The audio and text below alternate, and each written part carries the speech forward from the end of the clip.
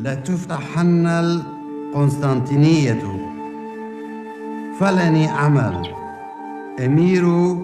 أميرها. Seorang pemimpin yang menaklukkan kota terkuat di dunia pada masanya, seorang visioner yang membuktikan bahwa mimpi besar bisa menjadi kenyataan. Dialah Muhammad Al-Fatih, sang penakluk Konstantinopel.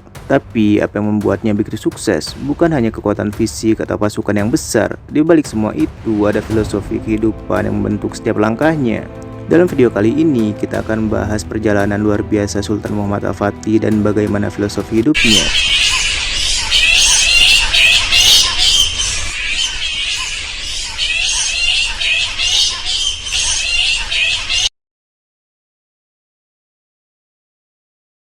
Setiap perjalanan besar dimulai dari sebuah dasar yang kokoh. Sejak kecil, Muhammad Al-Fatih, putra Sultan Murad II itu telah disiapkan untuk takdir yang besar. Ia tidak hanya diberi pendidikan militer, tapi juga dalam bidang agama, sejarah, matematika, dan strategi perang.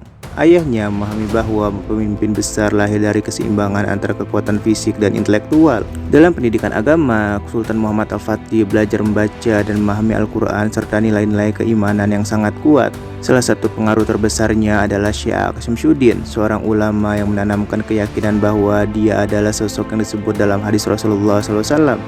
Hadis itu berbunyi, Konstantinopel akan ditaklukkan oleh seorang pemimpin yang terbaik dari yang terbaik dengan pasukan yang terbaik. Selain itu, pendidikan spiritual, ia juga mendapatkan pelatihan militer yang sangat ketat. Ia menguasai seni bertempur, berkuda, dan strategi perang, serta belajar memahami medan tempur dan situasi politik dunia. Dari sini lahirlah filosofi pertamanya. Pendidikan bukan hanya soal pengetahuan, melainkan senjata terkuat untuk mengubah dunia. Visi besar seorang pemimpin adalah kunci awal setiap pencapaian luar biasa. Sejak usia muda, Sultan Muhammad Al-Fatih sudah menanamkan mimpi yang besar dalam benaknya. Menaklukkan Konstantinopel bukan sekedar ambisi pribadi, melainkan panggilan sejarah dan keimanan.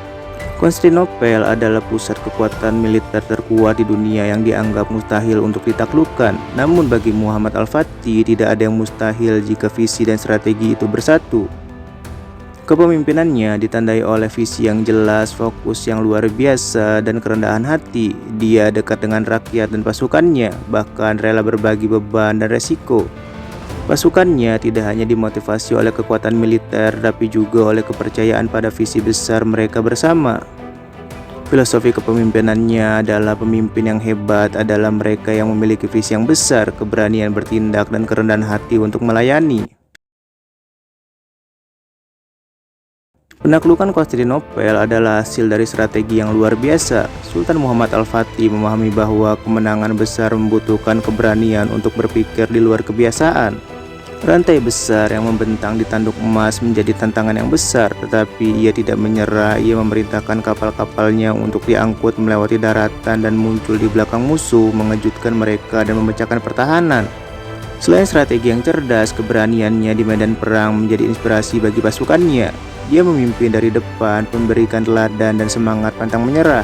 Dari sini lahirlah filosofi pentingnya, berpikirlah kreatif dan bertindaklah berani, dan jangan pernah takut mencoba sesuatu yang baru. Sultan Mehmed II itu, atau yang dikenal dengan Sultan Muhammad Al-Fatih, adalah pemimpin yang sangat religius. Keimanannya pada janji-janji Allah menjadi bahan bakar utamanya dalam visi besar menaklukkan Konstantinopel.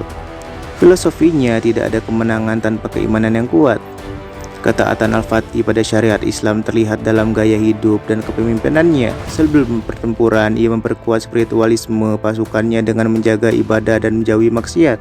Ia juga mengandalkan doa dan tawakal dalam setiap keputusan yang besar. Usaha maksimal tanpa tawakal adalah kesombongan, sedangkan tawakal tanpa usaha adalah kemalasan.